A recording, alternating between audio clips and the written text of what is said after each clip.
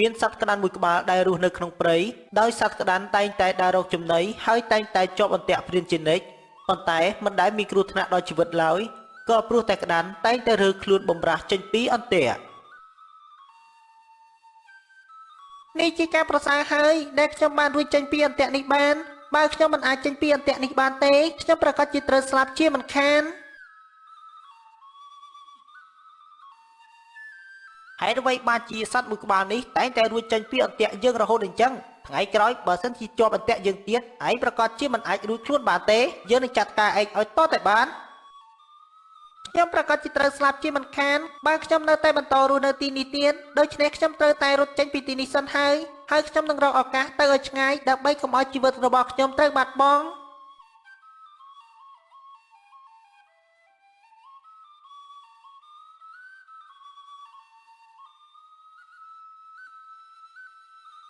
តាមពិតវាកំពុងតែនៅទីនោះយើងនឹងចាប់ឯងឲ្យតតែបាននៅថ្ងៃនេះហើយយើងត្រូវតែយកសាច់របស់ឯងយកទៅលក់និងយកធ្វើជាចំណីរបស់យើងចំណែកនៅក្នុងគ្រួសាររបស់សោភ័ណ្ឌជាគ្រួសារដែលមានជីវភាពមិនធូរធារដោយរាល់ថ្ងៃសោភ័ណ្ឌត្រូវរកប្រាក់ដើម្បីយកទៅទិញថ្នាំព្យាបាលលោកពុកដែលដេកឈឺនៅកន្ទេល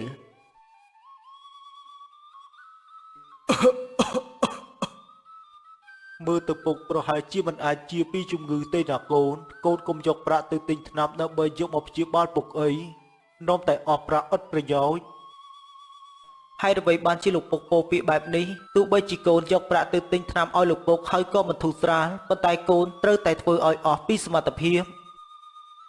ក៏ព្រោះតែពុកមិនចង់ឲ្យកូនយកប្រាក់ទៅចាយវាឥតប្រយោជន៍កូនបានយកប្រាក់ទៅចំណាយទិញថ្នាំយកមកឲ្យពុកច្រើនណាស់មកហើយប៉ុន្តែពុកបែរជានៅតែមិនអាចជាពីជំងឺបានដដែលកូនឮគេនិយាយថាមានគ្រូពេទ្យពូកែដែលនៅជិតខេត្តរបស់យើងដូច្នេះកូននឹងទៅរកគាត់ដើម្បីទិញថ្នាំព្យាបាលយកមកព្យាបាលលោកពុកនាំតែខាតប្រាក់ទេណាកូនកូនខំទៅធ្វើការងារអស់កម្លាំងមនុស្សចាស់តែទៅបែបនេះហើយដល់ពេលវេលាណាមួយប្រកាសជាត្រូវស្លាប់ជាមិនខាន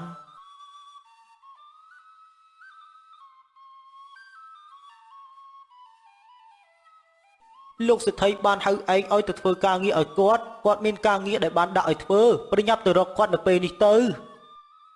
ខ្ញុំនឹងទៅនៅពេលនេះណាលោកបងអរគុណលោកបងដែលបានយករឿងនេះមកប្រាប់ខ្ញុំឲ្យបានដឹងអញ្ចឹងលោកពុកកូនសូមទៅធ្វើការងារឲ្យលោកសេដ្ឋីសិនហើយលោកអ៊ំខ្ញុំលាសិនហើយសង្ឃឹមថាលោកអ៊ំនឹងបានជាមានកម្លាំងដូចកាលពីមុនអ្នកទាំងពីរក៏បានធ្វើដំណើរទៅផ្ទះលោកសេដ្ឋី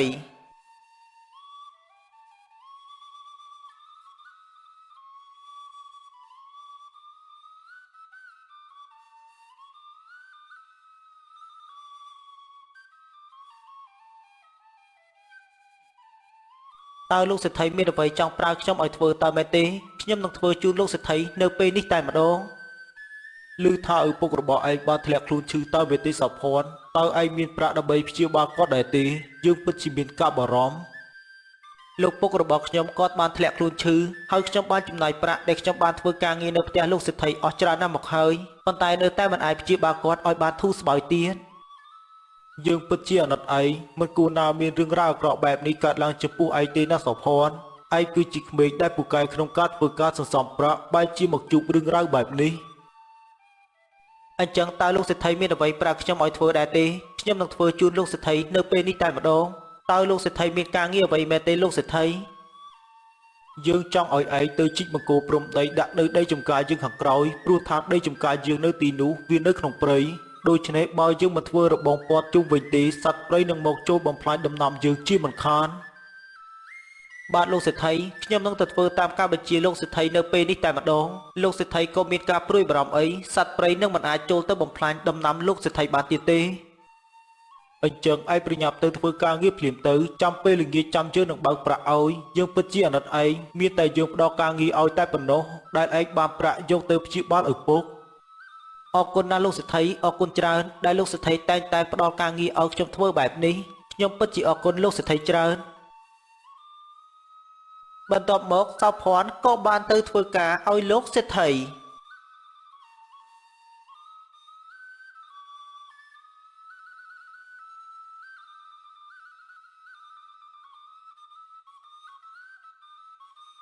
នៅពេលដែលសុភ័ណ្ឌបានដើរមកធ្វើការឲ្យលោកសេដ្ឋីស្រាប់តែពេលនោះក៏បានឃើញសត្វក្តាន់មួយក្បាលកំពុងតែដេកអស់កម្លាំង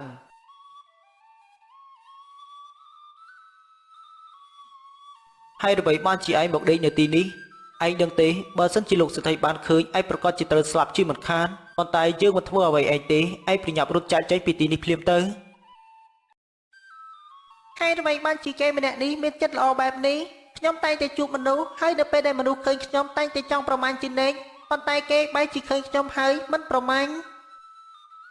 នេះតើឯងកំពុងតែគិតពីអ្វីហ្នឹងហើយអ្វីបានជាឯងនៅស្ងៀមបែបនេះតើឯងកំពុងតែគិតពីអ្វីមិនបានជាមិនប្រញាប់រត់ចាកចេញពីទីនេះភ្លាមទៅបន្ទាប់មកកូនក្តាន់មួយក្បាលនោះក៏បានងើបដើរចេញពីទីនោះ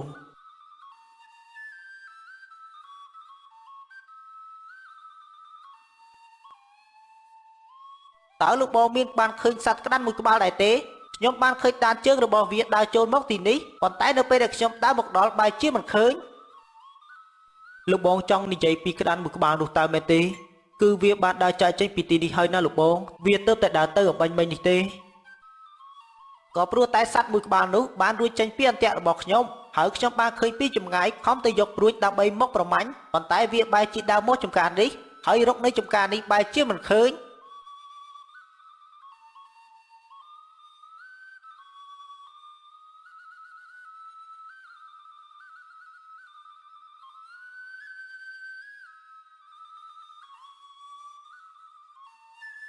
នៅពេលល្ងាចឡើងស្រាប់តែកូនក្តាន់ក៏បានដើរជាប់អន្ទាក់ព្រានព្រៃម្ដងទៀត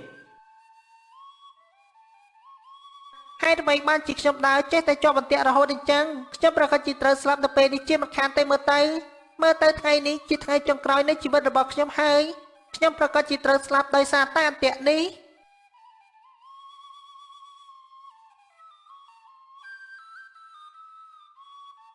អាយ៉ាមិននឹកស្មានថាឯងបានចេញពីអន្ទាក់យើងមួយហើយបែរជាមកជាប់អន្ទាក់មួយទៀតតតែសោះយើងពិតជាមិនអោយឯងរួចខ្លួននៅពេលនេះទេព្រោះថាពេលនេះឯងបានជាប់អន្ទាក់យើងហើយ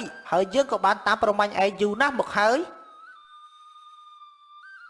នៅពេលនោះកូនក្តាន់ពិតជាមានការភ័យខ្លាចដោយខ្លួនគិតថាជីវិតនឹងត្រូវអស់នៅពេលនេះព្រោះតែព្រានព្រៃមានបំណងចាប់ខ្លួនច្រើនដងណាស់មកហើយនៅពេលនោះស្រាប់តែសុភ័ណ្ឌក៏បានលបមើលពីចម្ងាយក្តាន់មួយក្បាលនេះកំពុងតែជាប់អន្ទាក់ព្រាទៀតហើយខ្ញុំត្រូវតែជួយក្តាន់នេះឲ្យបានរួចចេញពីអន្ទាក់អញ្ចឹងតើខ្ញុំគួរតែធ្វើយ៉ាងម៉េចទៅមែនហើយខ្ញុំគួរតែធ្វើវិធីនេះដើម្បីជួយឲ្យក្តាន់បានរួចចេញជួយផងអ្នកណាក៏បានដែរជួយផងនៅពេលនេះមានដំរីដ៏ធំមួយមានដំរីធំតើមែនទេបើសិនជាដំរីធំមកដល់ជន់ខ្ញុំប្រកាសជាត្រូវស្លាប់ជាមិនខានខ្ញុំត្រូវតែរត់ចាកចេញពីទីនេះទៅរកទីទួលសុវត្ថិភាពសិនហើយដោយសារតែព្រានព្រៃបានឮសោភ័ណ្ឌនិយាយថាមានសត្វដំរីដ៏ធំធ្វើឲ្យព្រានព្រៃមានការភ័យខ្លាចហើយក៏ប្រញាប់រត់ចាកចេញទៅរកទីកន្លែងមានសុវត្ថិភាព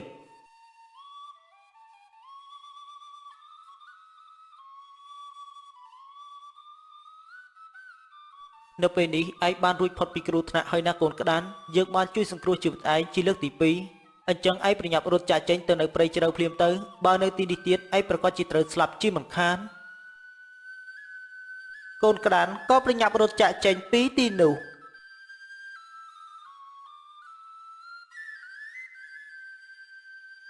នៅពេលល្ងាចឡើងសោភ័ណ្ឌក៏បានធ្វើដំណើរមកដល់ផ្ទះវិញដូចជារាល់ដងនៅថ្ងៃនេះកូនរកប្រាក់បានច្រើនគួរសមណាស់លោកពុកកូនគិតថាថ្ងៃស្អែកកូននឹងយកទៅទិញថ្នាំឲ្យលោកពុកបន្ថែមដូច្នេះលោកពុកក៏មានការព្រួយបារម្ភអីពុកបានប្រាប់ហើយពុកមិនត្រូវការថ្នាំទៀតទេណាកូនក៏ព្រោះតែពុកមិនចង់ឲ្យកូនត្រូវខាតបង់ប្រាក់ដោយសារតែពុកដូច្នេះកូនឈប់ចំណាយប្រាក់ទៀតទៅណាកូននៅពេលនោះស្រាប់តែកូនក្តាន់ក៏បានខំយកកំណប់មាសប្រាក់យកមកឲ្យសោភ័ណ្ឌ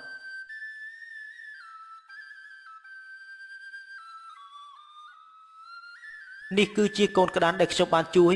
ឯងបានយកកំណប់មាសប្រាក់នេះយកមកឲ្យយើងតើមែនទេយើងពិតជាអរគុណឯងណាស់កូនក្តាន់